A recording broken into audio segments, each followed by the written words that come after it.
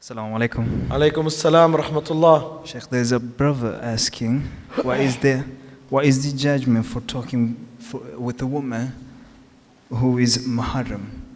What's the judgment? The judgment of talking to a woman that's not a mahram. Yeah, is not a mahram. Okay. And what is the limits?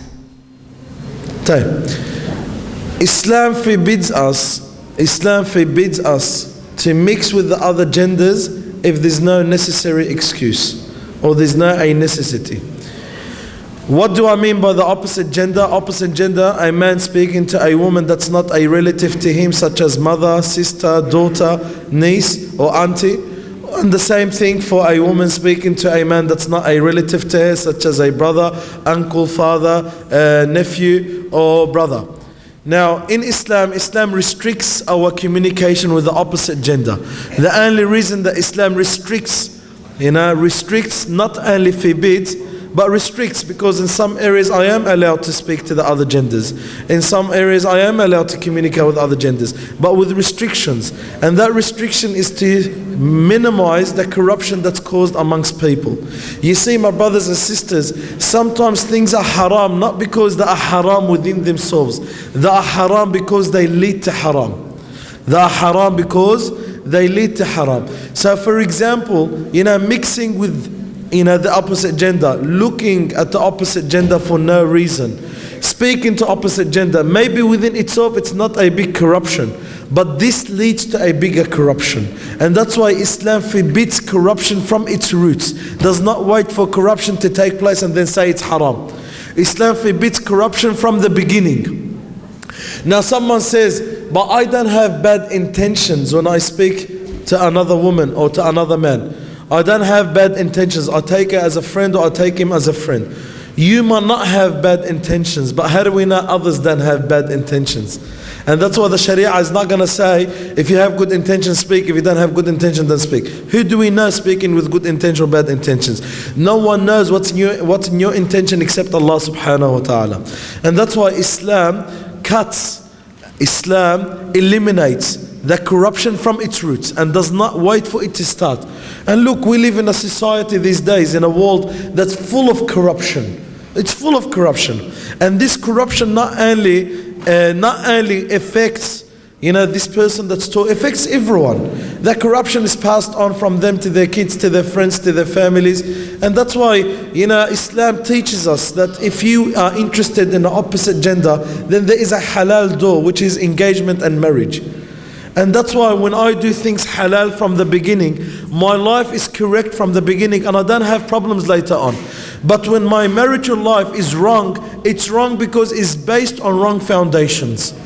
And that's why marital relationships in societies that we live these days is becoming a big failure amongst the biggest percentage of people. A large number of people are not happy in their marital life. A large number of people that are not successful in their marital life. Why? Because it began wrong from the beginning, so it's going to end up wrong later on. But if my marital life, my relationship with my wife and my husband began right from the beginning, then everything else ends up to be correct and right.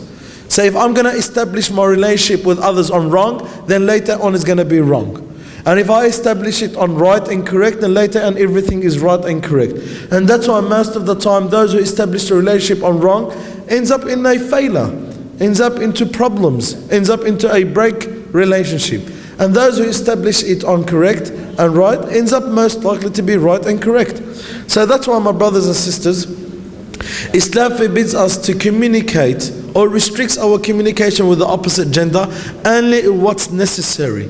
Only what's necessary. What's necessary is what's necessary in our day-to-day life. Going to a doctor, buying from a shopkeeper, giving something to someone and moving on. But to sit down, and mix with the opposite gender for no necessary or an excuse that's acceptable through Islam, then we're only causing corruption. And that corruption is going to be spread. And whoever denies it, he's not looking into the reality into this world. We live in a world that's full of corruption, and society, especially the social life of it, is corrupt. Especially in the whole world, in the Western countries in particular. And our Muslim countries are not far away from it, unfortunately. You know, where social life is becoming corrupt. Social life is into failure these days. There's no relationship with the husband, there's no good relationship with the wife, there's no good relationship with the parents, there's no good relationship with the kids, there's no good relationship with the brothers and sisters. It's just a failure. Why? Because it all began wrong from the beginning.